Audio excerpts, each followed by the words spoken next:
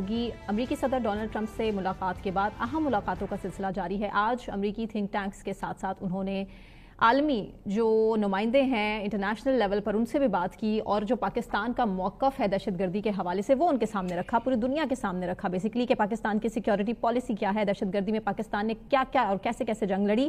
اس کے علاوہ بنیانو مرصوص کو بھی تفصیل سے آگاہ کیا ہے۔ مزمل صاحب، بڑا سکسیسفل رہا ہے یہ visit of Washington field marshal کا۔ میرے خیال ہے جب ہم آج رات ان کی واپسی کی فلائٹ ہے، انہوں نے واپسی پہ لندن کچھ گھنٹے رکنا ہے اور اس کے بعد پاکستان واپس آ جائیں گے، تو ٹیکنیکلی تو یہ وزٹ کنکلوڈ ہو گیا ہے۔ اور آخری اس کی جو میٹنگ وہ ہوئی، وہ ہماری جو یو این میں وہ ہیں خاتون جو بلائنڈ ہیں ان سے ملے ہیں، اور کچھ تھنک ٹینک سے ان کی گفتگو ہے۔ باقی جو آن ریکارڈ ان کی امریکہ میں ایک ہی ملاقات ہے وہ ڈونلڈ ٹرمپ کے ساتھ ہے، باقی وہ جو بھی ملاقاتیں ہیں وہ آف دی ریکارڈ ہیں، سی آئی اے ہوں یا پینٹاگون ہوں، ان سب کا کچھ ریلیز سامنے نہیں آیا، لیکن یقیناً جو خبریں آئی ہیں ان میں یہی ہے کہ وہ اسکیجول بڑا ٹائٹ تھا اور کافی اہم ملاقاتیں ہوئی اور پینٹاگون سے، اور جتنی ڈونلڈ ٹرمپ نے ان کی تعریف کی ہے، گڈی کافی چڑھ گئی عاصم منیر صاحب کی، ٹھیک ہے نا۔ اور تحریک انصاف کی بہت پریشانی کی، بڑا انہوں نے احتجاج لیکن اس پہ سوالات بھی بڑے اکٹھے ہو گئے کہ اگر عاصم منیر صاحب کی اتنی تعریف کیا تو اس کا مطلب پاکستان سے کچھ ڈیمانڈ کرنے والا ہے امریکہ۔ دیکھیں جی، ملک ایک دوسرے کے ساتھ مفاد کا کھیل کھیلتے ہیں، یا آپ یہ بائی لیٹرل، پاکستان نے اپنا مفاد دیکھنا ہے، امریکہ نے اپنا مفاد دیکھنا ہے۔ دیر از نو فری لنچ والی بات ہے، اور امریکنز تو فری لنچ پہ بلیو نہیں کرتے، روٹی کھلائی ہے تو مقصد تو ہوگا، ٹھیک ہے نا۔ اب تھنک ٹینک سے بھی آج ان کی ملاقات ہے، لیکن ایک ویلکم ان کو ضرور امریکہ میں ملا ہے، اور یہ ویلکم جو ہے یہ ہسٹورک ہے، اس سے پہلے کسی آرمی چیف کو ایسا ویلکم نہیں ملا۔ ضیاء الحق مشرف اور وہ جو ہے ایوب خان، وہ ہیڈ آف دی اسٹیٹس تھے، یہ ہیڈ آف دی اسٹیٹ نہیں ہے، یہ آرمی چیف ہے، فیلڈ مارشل ہے۔ تو میرے خیال میں لیکن تھنک ٹینک سے ان کی ملاقات اچھی ہے، ہمیں امریکہ میں لابنگ کرنے کا موقع ملا، پاکستان کا موقف پوری دنیا کے سامنے رکھنے کا موقع ملا، جو انڈیا پروپیگیٹ کر رہا تھا اس کو میرے خیال میں اٹس اے سکسیسفل وزٹ ڈپلومیٹیکلی۔ اور اب اس کا دیکھنا یہ ہے کہ آگے جا کے کیا منرلز کی کیا ڈیل ہوتی ہے، آئل اینڈ گیس پہ کیا ڈیل ہوتی ہے، اور پاکستان کا آگے رول جو دنیا کے تنازعات ہیں ان میں کیا ہوتا ہے۔ لیکن ابھی ہم ایران کے ساتھ کھڑے تو نظر آ رہے ہیں، آپ دیکھیں یہ بھی ہماری سفارتکاری کی کامیابی ہے کہ ہم ٹرمپ کے ساتھ بیٹھے بھی ہوئے ہیں اور ایران کے ساتھ کھڑے بھی ہیں۔ دیکھیں یہی ڈپلومیسی ہے کہ پاکستان ایران کے ساتھ کھڑا ہے، ایران کا صدر اپنی پارلیمنٹ میں پاکستان کا شکریہ ادا کر رہا ہے، اور ہم امریکہ کے ساتھ بھی ٹیبل پر بیٹھ کے لنچ کر رہے ہیں۔ دس از گڈ ڈپلومیسی کہ آپ کو کسی ایک طرف نہیں ہونا، اپنا موقف بھی قائم رکھنا ہے، دوسری طرف بھی بات چیت کرنی ہے، اٹس گڈ ڈپلومیسی، اس کو برا نہیں سمجھا جائے گا۔ اب آ جاتے ہیں ایران کے اوپر۔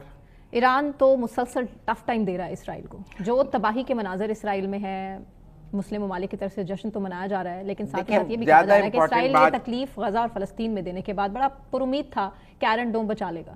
یہ سب سے بڑا لمحہ فکریہ ہے کہ آئرن ڈوم اس ٹائم اسرائیل کے لوگوں کو نہیں بچا پا رہا۔ دیکھیں جو بیلسٹک میزائل انہوں نے 450 مارے نا، ان میں سے 6 نے ہٹ کیا، اور سپر سونک اس کے صرف 6% سکسیس ریٹ تھا۔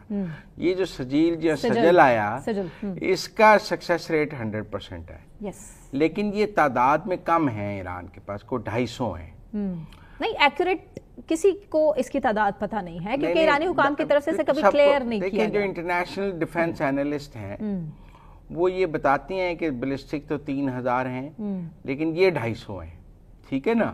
جو انٹرنیشنل ڈیفنس اینالسٹ ہیں یا جو وار کو سمجھتے ہیں، جو دنیا دیکھیں نا، اب تو کس کے پاس ایٹمی اثاثے ہیں یہ تو، لیکن زیادہ بات ہو رہی ہے ایران میں رجیم چینج کی جو خطرناک۔ دیکھیں نا، کسی کو یہ نہیں ہے، کوئی یہ نہیں کہہ رہا میں ایران پر قبضہ کر لوں گا، کسی بھی، نہ اسرائیل کا یہ ہدف ہے نہ امریکہ کا یہ ہدف ہے کہ ایران پہ قبضہ کرنا ہے، کوئی گراؤنڈ فورسز تو بھیج نہیں رہا۔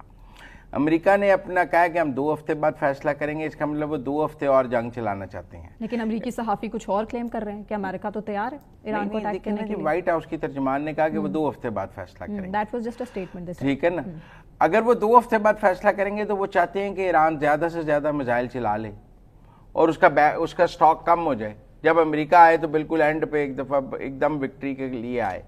لیکن ٹیکنیکل بات یہ ہے کہ وہ خامنائی کو ٹارگٹ کرنا چاہتے ہیں۔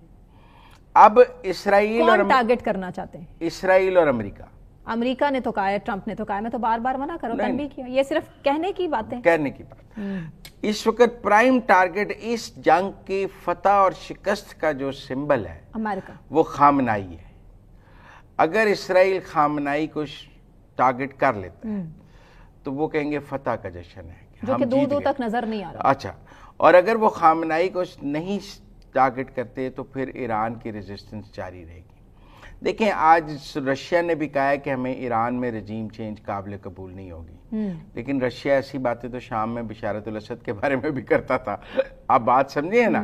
तो रशिया तो इन दी एंड अपने हमायतियों के साथ वहां तक नहीं खड़ा होता जहां तक खड़ा होना चाहिए। अच्छा, मुस्लिम ममालिक का प्रेशर, यूरोपीय यूनियन की कंट्रीज का प्रेशर, आपको क्या लगता है कि अमेरिका को बाज रख पाएगा? हो सकता है कि जल्द किसी मुआहदे तक बात पहुंच जाए? मुज़ाकरात की बात भी हो रही है अमेरिका की ईरान के साथ। देखें, ईरान और अमेरिका के बराह रास्त राब्ते भी हैं। जो डोनाल्ड ट्रंप के मुशीर हैं विटकॉफ, उनके और ईरानी वजीर खारजा के दरमियान कल बातचीत की बात हुई है। तो ईरान और अमेरिका बराह रास्त बातचीत कर रहे हैं। ऐसा नहीं है कि वो उनका आपस में राब्ता नहीं है या डिप्लोमेटिकली कोई डेडलॉक है। सवाल शराइत का है। वो ये कह रहे हैं कि ईरान कह रहा है पहले जंग रोकें फिर मुज़ाकरात शुरू करेंगे। ट्रंप ने अब कहा है कि अनकंडीशनल सरेंडर, वो ये कहते हैं कि पहले ईरान अपना न्यूक्लियर गिव अप करने का ऐलान करे, अपने न्यूक्लियर असासे हवाले करे।